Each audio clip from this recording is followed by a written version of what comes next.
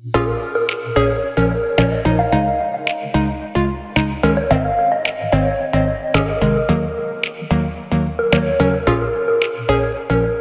back to the Practical Church Podcast. I'm your host, Dylan Dawson, and today I'm actually really excited about this episode. I'm going to share with you 4 ways to schedule an effective work week, how to get more out of your time and get more things done.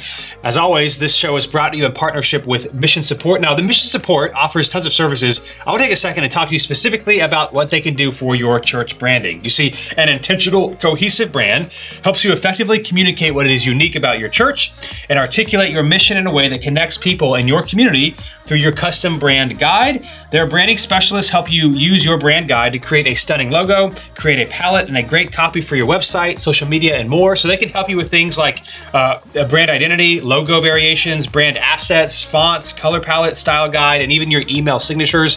This stuff's really helpful to get it all on the same page. You don't have to wondering like, what do we use? What's our font? What's our color? You can talk to a guy today at missionsupport.com and get your branding all together under one roof. All right, today's episode, 4 ways to schedule an effective work week. Now, I will say if you scroll down just a little bit to episode 2 of the Practical Church Podcast, so, this is like 40, I think, something. Scroll down to episode 2. Episode 2, I kind of give you principles. This is different, like kind of principles, like things to think through in terms of creating an effective work week. This episode is like very practical and pragmatic on how you can actually do it. And I'll share some of the things that I do, not say you got to do it my way, but some things to think through practically to help you kind of get a better reign of your time and get things more focused and accomplished in a timely manner. Okay. So I want to share with you again 4 ways to schedule an effective work week. Here's the first thing. And each of these steps, I got 4 steps. I'm going to talk through what I mean by them. Okay. First thing is this: put repeated tasks to show up in your weekly calendar. So to have an effective work week, what you really need is to calendar out your days. So you know exactly what you're doing it, and how long you're supposed to take so that you can be focused and you're not wondering like, what should I do next? Spending the mental energy of trying to decide between multiple things. And when we do that, we typically pick the thing that's easier to do, not the thing that's most effective for us to be doing. And so the first step is to put your repeated tasks to show up weekly in your calendar. Now, here is my philosophy and how this works for me. Anything that you want to do every week that takes at least 30 minutes. So it needs to take at least 30 minutes for you to do.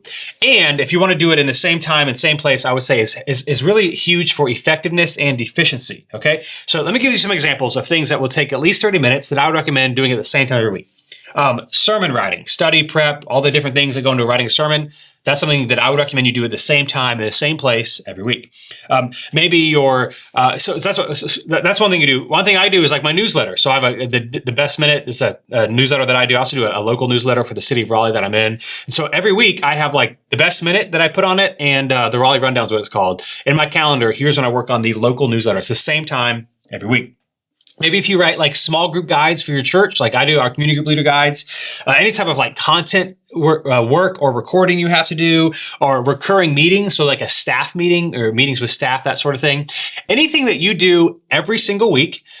It doesn't necessarily have to be at the same time if it's like a smaller task, like maybe writing your small group leader guide. If it takes you 30 minutes, you can move that around. That's fine. But generally speaking, I have found doing things at the same time and the same place is really helpful. Anything that takes every week, staff meeting, maybe a meeting with your staff one-on-one, go ahead and put it in your calendar. Now, the variable things we're going to get to. So obviously, if you're meeting with somebody for coffee every once in a while, or a task that you don't have to do every single week, that's different. But the first thing you want to do to set up a calendar to help you be efficient is look at all the things that you have to do every week that takes at least 30 minutes, put them in your digital calendar. Google Calendar is what a lot of people use, whatever you use. Put it in there as a recurring task. So every single week, the time is already blocked off and you already know when you're going to be working on it. Okay. So that's the first step. This is the easiest step, is put repeated tasks to show up weekly in your calendar. Again, anything that takes at least 30 minutes, put in your calendar. It's already blocked off. You're going to do it every single week at that time. Of course, you can always move things later, but at least it's already there in your calendar to start. Now, here's step 2. It's going to get maybe a little bit more complex. Add blocks to your calendar as things arise. So once you have the repeated tasks that are always there, they don't move. Now you can start to add the variable items. So maybe you're going to meet with somebody from church for lunch or for coffee or whatever. Now, as a side note, I want to say this way. I recommend using something called Calendly. Now, this depends on the size of your church. If you're a bigger church, you've got an assistant helping you. There comes a point where Calendly isn't helpful because if you give someone your calendar, they could like use it a ton. But if it depends on the size of your church. I think probably most churches listening to this, I think Calendly is a safe option. That's what I use. Now, basically how I use Calendly is whether someone wants to meet with me or I offer to meet with someone else, I send them a link to my calendar on Calendly, which I've talked a lot about. And all they do is they click it. They pick a time in my calendar that's open, and then they also have to pick a meeting space out of the options that I give them. So like it's literally just one email. It's really, really efficient. So for example, if someone wants to meet with me, I give them my calendar. Maybe there's an appointment that you have, like a doctor's appointment that week, or maybe you have a task that is not every single week, but is that week specific. Maybe you've got to work on giving statements or whatever. And it's even more helpful if it has to be on a specific day. But even if it's not a specific day, if it has to be done that week, you want to put it in your calendar. So, for example, you got your weekly tasks that every single week, and then you've got your tasks that are coming up, that are different from week to week. As soon as you know what they are, put them in your calendar. Again, if somebody requests to meet with you and they pick a time in your calendar or however you set that up, obviously that's easy to put in your calendar. Go ahead and do it. If you know, next Thursday you need to be working on X task, go ahead and do it. And even if the time is flexible, still go ahead and put it in your calendar at a specific time so it's there. Now, track with me. This might be a little bit, this isn't necessarily complicated, but kind of track with me how this goes. At this point, you will still have open space on your calendar, but you still have stuff to do every day. So once you put in your repeated tasks, sermon prep, whatever, they're in there. And then let's say somebody wants to meet with you, or you've got something coming up on a specific day. And so an appointment or something that you got to work on that day, you go ahead and put it in there.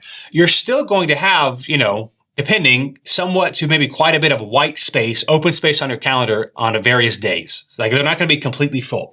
Now, but you still obviously have stuff to do these days. Here's kind of my philosophy as how I do it. And, maybe I think this actually is ministry specific.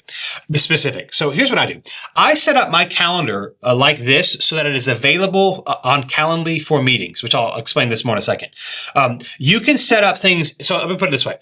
I don't like on Sunday evening, afternoon, calendar out my entire work week. Because if I calendar out my entire work week on my calendar and somebody requests to meet with me, because I use Calendly, Calendly is going to say that I have no meeting times available. Now, if you don't use Calendly, then this doesn't have to be a problem because then you can just move things around. This is a much more time efficient. Using Calendly for me is much more time efficient than like 17 emails back and forth, finding time, location, space, all that sort of thing. So because I use Calendly, I need to ensure that I have open space in my calendar when I send a Calendly invitation to meet, that people have something to choose from. Because if they don't have anything to choose from, it doesn't work. So for example, setting out like on a Sunday afternoon or like 2 weeks in advance, if you're like really into this sort of like calendaring out your day, you can fill up your entire time. And then when you offer to meet with somebody and you send them a Calendly link, there's no options. So what I do is this. The repeated tasks that I always want to do at the same time, the same place every week are already in there. So my sermon writing, I've said how I've mentioned this before in the podcast. Like I don't take early morning meetings and breakfast meetings. I don't do that. Now there are exceptions if necessary. And once a month we do our elders, we meet twice a month. One of our meetings is a Monday morning at 7:30. That's the only. And then I do something with a local school once a month or every so often on a Wednesday morning. But other than that, like I don't take meetings on the morning. So basically what I do is all of my repeated tasks that take like mental energy and focus and brain power, I do those in the morning. Sermon prep, it's always on my calendar, writing content, studying, various things like that. It depends on the day, but I don't take any meetings before 10:30 or 12:30, depending on the day. Like I just don't do it. And so it allows me, it's like, here's my time of hyper focus, the things that I have to do every week that require my attention. And then what happens is a lot of my afternoons are open. So if I were to send you my Calendly, you would actually see like quite a lot of open space on Tuesday, Wednesday, and Thursday. Not so much on Monday generally, but typically Tuesday, Wednesday, and Thursday, my afternoons are like pretty open. And the reason for that, it's not that I don't have things to do. I just haven't put it in my calendar. So what I do is I have things on a task list, which I'll talk about in a second, but they're not yet in my calendar. So the repeated things or the things that pop up that have to be in my calendar, everything else is open. Now, if it helps, what you can do, I don't do this often. Every once in a while I'll do it. I don't typically do this often. You can set events in your calendar and select the option as free instead of busy. So you can, it's an extra step in your Google Calendar, but you can, say from 2 to 3 p.m. on a Thursday afternoon, I am writing my small group leader guide. And you can go in your calendar and actually say free instead of busy so that on Calendly, it looks like it's an available spot.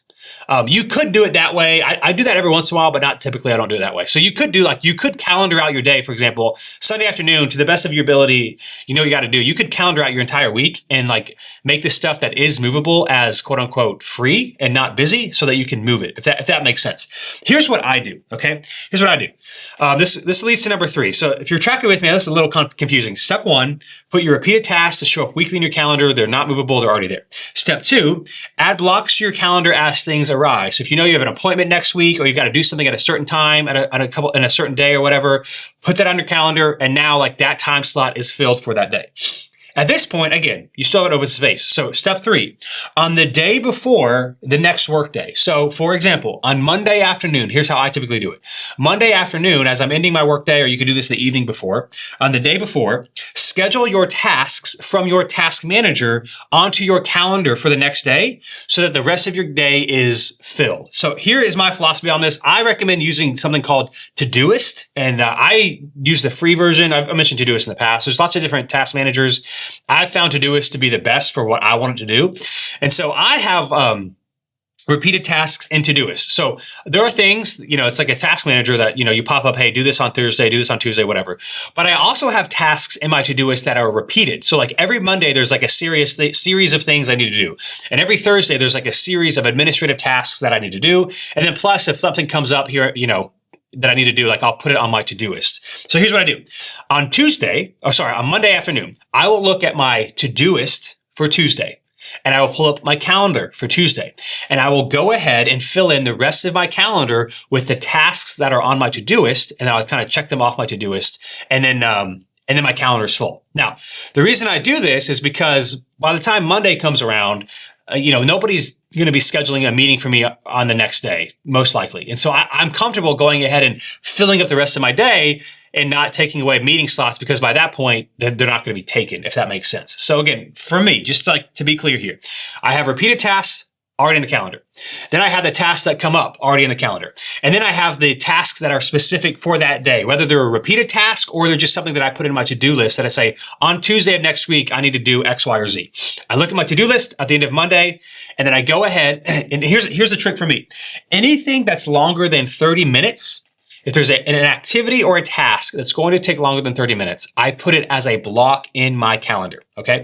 So if I have to call somebody, or if I need to, fill out a tax form because now it's tax season or something like that. I will put it's going to take me 30 minutes, or like call customer service for something or whatever. I will put it in a block on my calendar if it's going to take at least 30 minutes. Anything that's going to take less than 30 minutes, because there's always like a handful of things that don't take that much time, I will also in my calendar go in there and just do a time block for either 30 minutes or an hour and just say tasks. So in my calendar, it just say tasks. And what that means is at that appointed time, I will go into Todoist, and I will just knock out one by one all the tasks that I can in that time, or all of them in that time. So, and that's what I do. So, I'll say this again. It's a little complicated. This has worked for me. On Monday afternoon, I will look at my tasks for Tuesday in Todoist, and anything that takes 30 minutes or longer, I will put it in my calendar, and then I will check it off of my Todoist for that day because I don't need it in my Todoist and in my calendar. I don't need it both places. So if it's going to take me an hour to research something like some equipment or whatever, and it's in my Todoist for Tuesday, Monday afternoon, I will put it on my calendar and I will check it, and it will no longer be in my Todoist. Now, the things that take less than 30 minutes, I leave in my Todoist. So on Tuesday, all of those tasks that are not in my calendar, they're in my Todoist, so I see that I have to do it, if that makes sense. I don't need a task both in my Todoist and in my calendar. I just need it in one spot. So again, what I do is every Thursday, I've got like a handful of administrative things that I do every Thursday. And because they're administrative, like I can do them whenever, I have them just sitting in my Todoist. And that way my Thursdays are pretty open for meetings and that sort of thing. And then on a Wednesday afternoon, I look at everything I have to do for Thursday. And I go ahead and put some of the things in Todoist if they're going to take longer, or I just do like a block of tasks that says Todoist. Okay. Now, on the day before. Now, that's step 3. The step 4 is not really a step. It's more of a principle. So let me just recap again step 3s and then kind of bring this all together. Step 1, put repeated tasks to show up weekly in your calendar. Step 2, add blocks to your calendar as things arise. Step 3 would be on the day before. You could do this in the evening or at the end of your workday. Schedule out the tasks in your task manager for the next day and go ahead and fill up the rest of your day. So at the end of whatever day you listen to this, if it's a work day, at the end of this work day, my recommendation, look at your calendar for tomorrow and go ahead and schedule out the rest of your day. So you know exactly what you got to do. You don't have decision fatigue. You don't have to what should I do next? Here's what my calendar says. That's a step 3. Now, to bring this all together, you had to say step 4. Here's all together. Here's why this matters. You will always, not sometimes, not maybe, you will always get more done in your calendar, get more done if you calendar out your days. Always, no exceptions. And here's what I've also found. You'll also be more efficient with your time blocks. What I found is oftentimes I'll say, hey, I'm going to give myself an hour to do this. If I had not put it on my calendar, it will typically take at least an hour, if not more. Because it's like I just kind of told myself I'm going to do it at this time this day. Hopefully I get through it. When I put it on my calendar, there's like a timer and there's like a deadline that I'm trying to hit, which makes me more focused at the task at hand. And so oftentimes some of these non-repeated tasks that I happen to put in my calendar like the day before, I get them done faster because I've calendared them, as opposed to if I just say, I'm just going to work through all of my to-do list one by one and just see how far I get. Every time. It's a cliche example, but it's true. It's kind of like if you keep a financial budget, you will always spend less money than if you don't. Like, for example, everybody, there's no exception to this. And even if you're like, well, I kind of look at my checking account and make sure it's got a certain amount of it. Without exception, you will always spend more money, for example, eating out if you don't track your spending than if you do. Like just by tracking it, you realize, man, I spent a lot more money on this than I thought. This is the same thing with your time. When you calendar out and track your time, you will get more done. And as I've shared this before, in ministry and in other types of work where it's like more head knowledge than hand knowledge, or head work than like physical creating something, it's really easy at the end of your day to be like, man, like I know I did stuff, but did I actually do anything? You know, we've all been there. When you feel like that, it's a lot better to look at your calendar and be like, no, here's exactly what I did all day. Like I did some stuff, even if I don't have like a product to show for it. Like I don't have a widget to show for it. Like something, a creation, like I haven't made something. Here is what I did. You will always get more done if you calendar out your day. And that's how I do it. I have weekly, here are the things I do every week. And then as things come up, I add them. And then the day before, the secret sauce is like the day before, make sure the rest of my day is calendared out. Now that might sound a little complicated because, if I wasn't in ministry and if I wasn't someone that like, as part of my job, met with people, I would probably more like Sunday afternoon calendar out my week and kind of make small adjustments. But because I want my calendar to be open on Calendly for people to schedule meetings, this is the way I do it this way. And I've kind of found it's the best of both worlds. It's not a lot of work each day to kind of schedule out my next day, but it also leaves it open for meetings as well. And that's how I do it. So that's 4 ways to schedule an effective work week. Again, if you couple this with episode 2, you can kind of get the principles. That's very pragmatically how I do it. I'll just say it again. I know I've repeated myself a lot, but just say it again. Repeated tasks show up on my weekly calendar. They're there, sermon prep, that sort of thing, community group leader guides, things I do on like Monday, Tuesday, Wednesday, Thursday morning. They're just always there, non-negotiables. And then as things arise, like, hey, next Monday I got to do this, next Wednesday I got to do this, I'll go ahead and put it on my calendar. And then the day before, each day, the kind of like my shutdown routine, one of the ways I kind of like end my work day is by looking at my tasks that I have to do tomorrow, and I look at my calendar tomorrow. And I go ahead and fill up my calendar with the remaining things to do. Here, as a side note, sometimes I find like, hey, here are the things I have to do tomorrow. When I put all of my tasks on my calendar, I realize like it's not going to take the full day.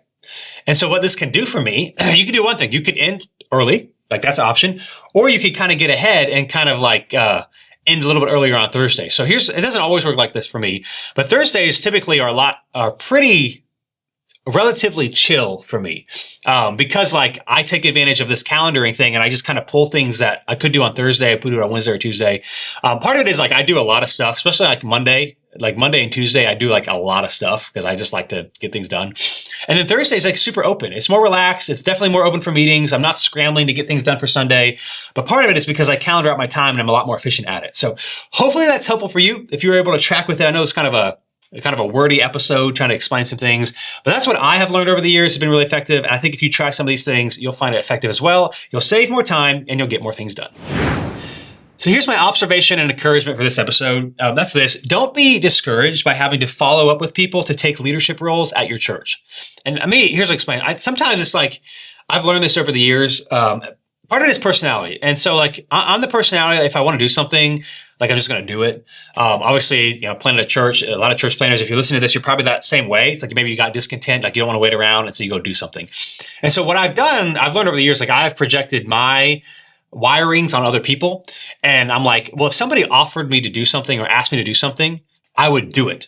If I wanted to do it, like I wouldn't need extra coaxing to do it. Like I'm like, oh, this is great. I would want to do it. And if I didn't like go for it right away, it's because I don't want to do it. And so I have learned at New City and ministry that sometimes people are willing to do more and take on leadership roles. But you might have to like bring it up multiple times or invite them into it. And that doesn't mean they wouldn't make a great leader at it. It could just mean a couple of things. Their wiring is a little bit different. So it's not that they can't lead. It's just that they might not necessarily be like a entrepreneurial type go-getter. It's not that they can't get after it, but they're not necessarily like, hey, I'm going to like go after this, with little information, just see how it goes. And so like I found like a lot of great leaders can be like that. So let me like give you a real example like right now. Right now I'm talking to a few guys about doing our eldership process at New City. Expanding our elder team and walking through it, a couple of men through it. And again, for me, I'm like, hey, if somebody talked to me about eldership and I was interested, I'd buy the books, I'd do the thing right away. And in the past, there have been times where some men have been like interested, but they didn't like initiate the next step on their own. And I kind of took it as a sign of like, they just don't really want to do it, which again, their personality is indifferent than mine. So it's not that they don't want to do it. It's just that they're less likely to kind of get after it. And so like this is like a weird but practical example. Like for example, part of our eldership process, there's like an intro book that you have to read first to kind of just, it's a short book. It's actually like really boring. So I'm not going to say the name, but it like explains what eldership is like in a really concise way, like 100 pages. And so one of the guys was like, he hadn't bought the book yet. And I was like, what if I just buy you the book and give it to you? And he's like, yeah, let's do that. And he's an awesome guy. I think he'll do great at New City if he completes the process. But what's funny in the past is like, well, I just kind of would have been like, well, he doesn't want to do it. I'm not going to buy the book for him. Like I told him what to do.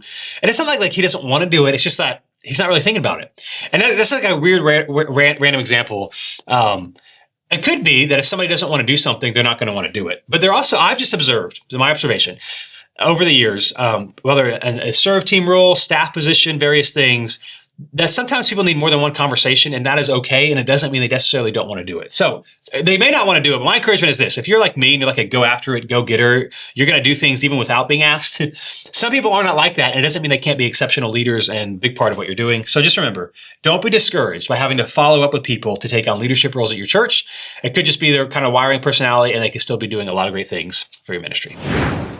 So here is today's personal growth tip, and it has to do with this reality, that it is harder to start over. Here's what I mean. It is harder to start over than to start for the first time. You see, when starting over and when you have to start something over, and therefore you think about all of the challenges and discouragements you're going to face to try to accomplish that thing or that goal. You think about how you've already given up once or twice or multiple times in the past. You think about how you're going to have to motivate yourself to start again because you tried it and you didn't see it through.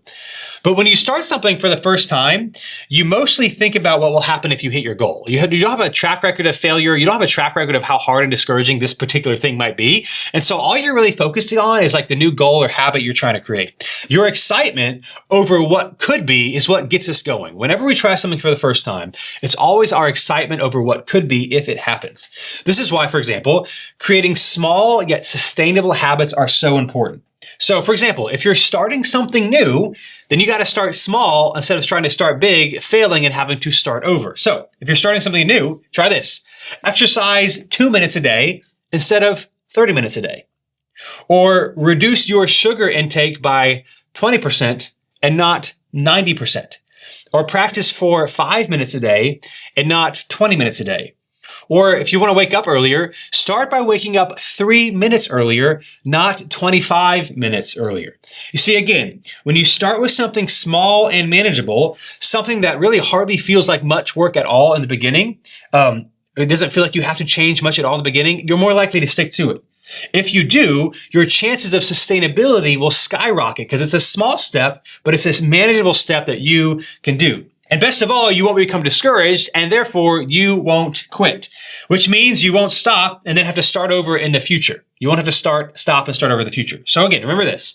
In the beginning, the goal is sustainability and habit formation over results. In the beginning, the goal is sustainability and habit formation over results. The results will come once you've developed the habit, but not before. Starting over is harder than starting for the first time. And today's ministry question comes from the Practical Church Facebook group, which if you're on Facebook, you can join, ask questions, interact with other ministry leaders. Someone in the Facebook group recently asked this question. Can anyone here give some guidance on completing IRS Form 1023 to apply for a 501c3 tax-exempt status? CPA is asking more questions than I have answers to. So let me walk you through how to become a 501c3 application compliant. I'm just kidding. I have no idea. Here's how I would answer this question. I get it, man. Like the church planning phase, the starting phase is hard. And a lot of the reasons it's hard is because of the finances. But can I just say, there's something to be said about frustratingly trying to do something that you don't know how to do and making a ton of mistakes. I would recommend this. I know there's lots of different services that can help with doing stuff like this. Like I think Start Church is one that a lot of people have used. These things are not cheap. Like they're expensive. That's the biggest hang up everyone has. Like it's so much money, but man, they know exactly what they're doing. So here's my encouragement. I don't know what to tell you for this. We've spent so long since we started ours.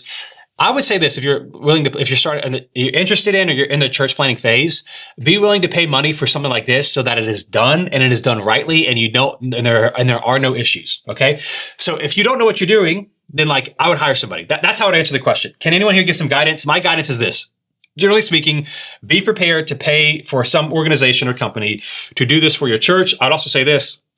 Technically, in the United States, a church is a nonprofit, and you don't need a 501c3 status. You should get one. You should get one. It makes donors feel better. Every once in a while, somebody will ask. Especially, nobody really asks New City anymore.